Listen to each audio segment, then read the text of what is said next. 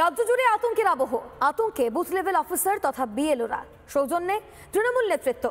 রাঘব বোয়াল থেকে চুনাপুটি সকলের মুখেই গরম গরম কথা। ভোট ব্যাংক হারানোর ভয়ে কি লাগাতার হুমকি তৃণমূলের? ভোটারের নাম যদি ভোটার লিস্ট থেকে বাদ যায় তাহলে দেখবেন খেলা শুরু হয়ে যাবে। রাজনীতি ঢুকবেন বিএলও, তাকে আমরা বেঁধে রাখবো। একটা লোককে বাদ দিয়ে দেখার, তারপর দেখো আমরা কি করি। এসআইআর ঘোষণা হতেই তৃণমূলে রাতারাম খাঁচা ছাড়া হওয়ার জোগাড়। ভুয়ো ভোট ব্যাংক বাঁচাতে মরণ কামড় তৃণমূলে। নিশানায় বিএলওরা।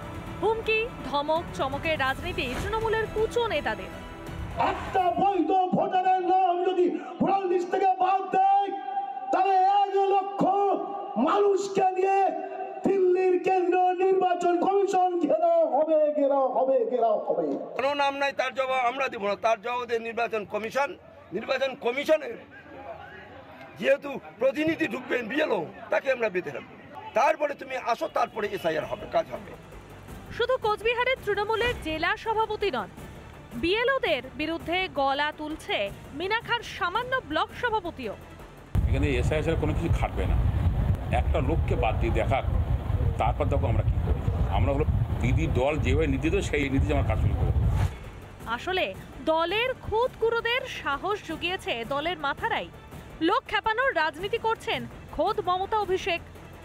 अरे जो आइन है आपका, जो कानून है, इसको हम बातिल करेगा, हम चेंज करेगा, हमें नहीं मानेंगे। যারা এসআইআর করে আমাদের মৌলিক অধিকার কেড়ে নিতে চাইছে তাদের বিরুদ্ধে ছাত্র যুব রাস্তায় নামবে না। বর্তমান কেন্দ্রের সরকার নিজেদের সরকারের স্থায়িত্ব বাড়াতে আর নিজেদের সরকারের স্বার্থ রক্ষা করতে ভারতবর্ষ জুড়ে ভোটার বেছে নিচ্ছে। তাদের পথেই হেঁটেছেন মিতালি বাগ, স্নেহাশিস চক্রবর্তী, অখিল গিরি, অরূপ চক্রবর্তী থেকে হালের গিরীন্দ্রনাথ বর্মন, তাজউদ্দিন মোল্লারা। যারা এইরকম নিদান দেবে, অসাংবিধানিক কথাবার্তা, অগণতান্ত্রিক কথাবার্তা বলবেন, পাবলিক তাদেরকেই বেঁধে রাখার ব্যবস্থা করবেন, এটা সময় হলেই তৃণমূলের নেতা নেত্রী থেকে সবাই বুঝতে পারবেন। তৃণমূলের প্রাণ ভোমরা ভোটার তালিকা। ভুয়ো ভোটারে ভর করেই বছর বছর ভোট জেতা।